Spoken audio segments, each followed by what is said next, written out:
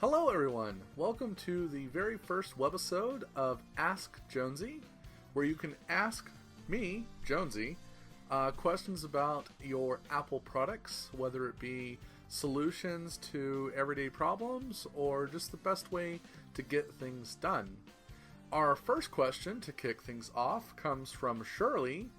She writes, Apple sent me an email saying that my complimentary upgrade to iCloud, which bumped me up to 20 gigabytes, expires September 30th of this year.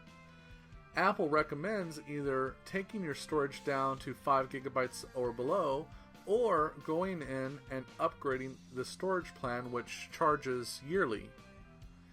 That's a great question, Shirley. So, for those of you that may remember, people who had MobileMe paid subscriptions that made the transition to iCloud were given a complimentary upgrade of storage. So in addition to the 5 free gigabytes, you got 20 gigabytes, giving you 25 gigabytes in total. With that complimentary storage expiring, you now have the choice between going back to the free version of iCloud, which is 5 gigabytes complimentary free, for things like mail, documents, and some programs in the iApps do use the iCloud storage, or upgrading to one of the storage plans that will give you that extra space if you happen to need it between your iPhone or iPad, or if you're someone like me who has several devices in the Apple family that uses iCloud. So first things first, how on earth do you figure out what is taking up space inside of your iCloud storage? So we're going to go over this answer two different ways. I'm going to show you the first way of how to manage it on your Mac, and then next I'm going to show you how you can manage it on your iOS device, again, whether that be an iPad or an iPhone.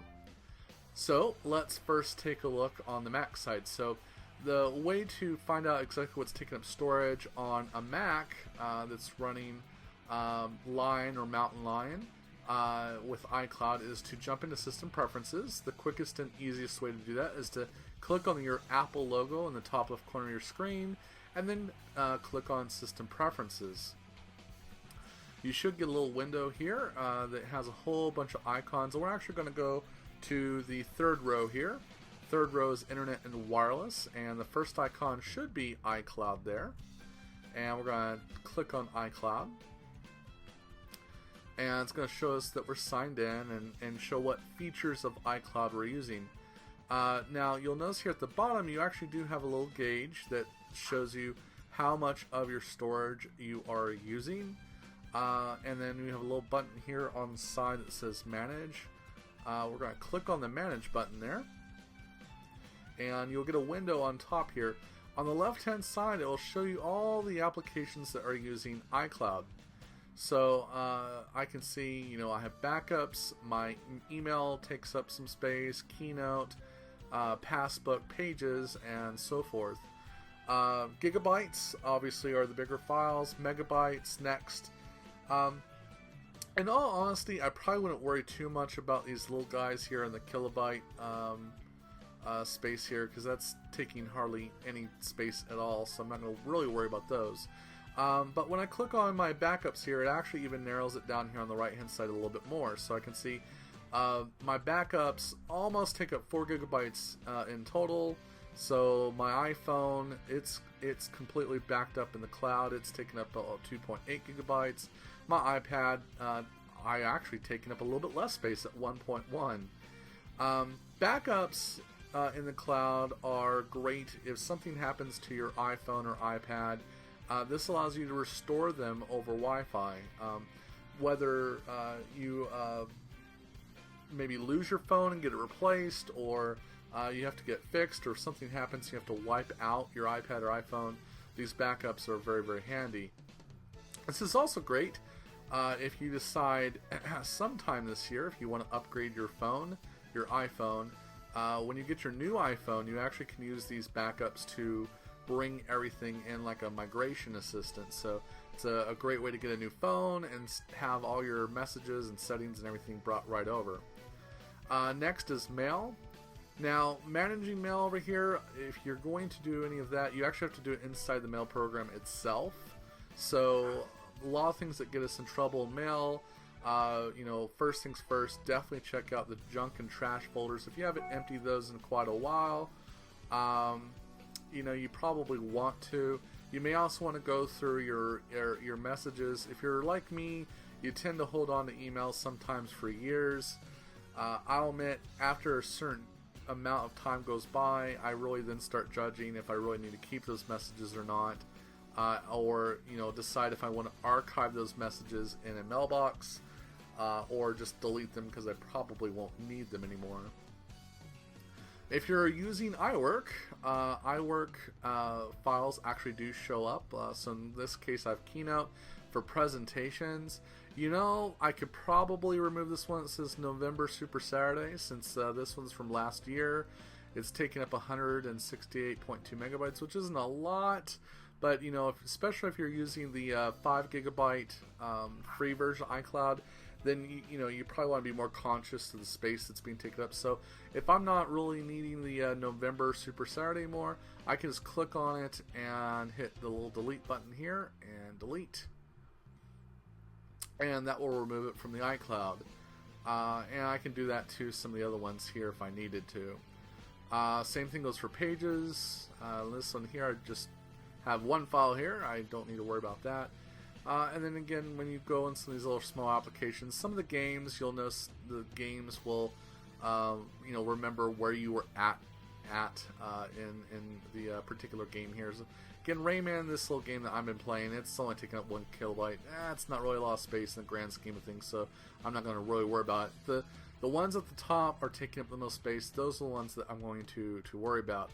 And I can manage these. Again, if you're wanting to do the free version of iCloud, you want to get 5 gigabytes or less on there. Though I do admit, if you are planning on using iWork more and more in the future, you may find yourself in the predicament that you want to adjust your storage plan. So if you want to adjust your storage plan, it's actually fairly easy to do. Just click on this little button up here in the top right corner. It says change storage plan. And if you're like me, you may be using more than you need, but you can click on the downgrade options, and it'll give you after you sign in, it will give you different options that you can go with. So Apple again gives you 5 gigabytes free. The next level is 10 gigabytes, so that gives you 15 gigabytes total for $20 a year. Or you can do the 20 gigabytes, which gives you 25 gigabytes a year for $40. And then the top level is 50 gigabytes, which gives you 55 total for $100 a year. Again, just comes down to how many devices you are using with your iCloud account, your Apple ID account, and how much you're going to be using with iWork and Mail and some of the other programs that use iCloud as well. I'm going to hit cancel here. And when you're done managing on your Mac, just hit done and you can close it out. And that's how you can manage what is being stored on the Mac. So the next question is, okay, I can do that on the Mac, but what if I want to manage what's going on a iPad or iPhone? So let's bring out an iOS device here. And inside an iOS device, you're actually going to want to go into your settings. And on the left-hand side, tap on iCloud. And on your list, the very bottom, storage and backup. And then right under here on your third link here, manage storage. Going to tap on that.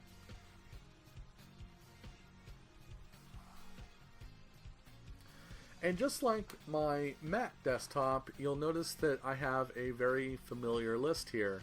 Again, I can tap on my Keynote. I can see all the different presentations that are stored in iCloud from Keynote here. Again, I can tap on Edit here in the top right corner. It gives me the option to remove certain ones or remove all. Let's say I just want to remove the last one there. I just click on the little my sign next to the last one there, and then to confirm I want to delete it. It's going to say, "Are you really sure?" Of course, I am sure. When I'm done deleting inside this app, I can hit done and go back. Same thing with backups. I can look at backups here. I can remove backups. Let's say for some strange reason it's holding on to an old backup. I can remove an old backup if I wanted to. Or let's say you just upgraded your iPhone or iPad. It may show your previous iPhone or iPad's backup in here. You may want to remove that once you know that you've created a new backup for your current device. And same thing here at the bottom. You can change storage plans. So you're going to get a very similar window here that allows you to downgrade if you are currently at for example, the 20 gigabyte plan and you want to go down to the free 5 gigabytes, or vice versa. If you want to add more to your plan, you can do that here at any time. So there we go. For those of you that are affected by the downgrade coming with the complimentary iCloud subscription, this is how you can manage your information if you plan to just go down to the free version of iCloud. Or, for those of you that just want to know how you can go in here and manually manage what files and what items are being stored in your iCloud. Or upgrade if you decide that you are using this service and want to upgrade it to something more. So make sure, for those of you that got an email from Apple on the Mobile Me to iCloud subscription move there, that you take care of this before September 30th. Alright, thanks for tuning in to this webisode of Ask Jonesy, and hopefully I will see you next week.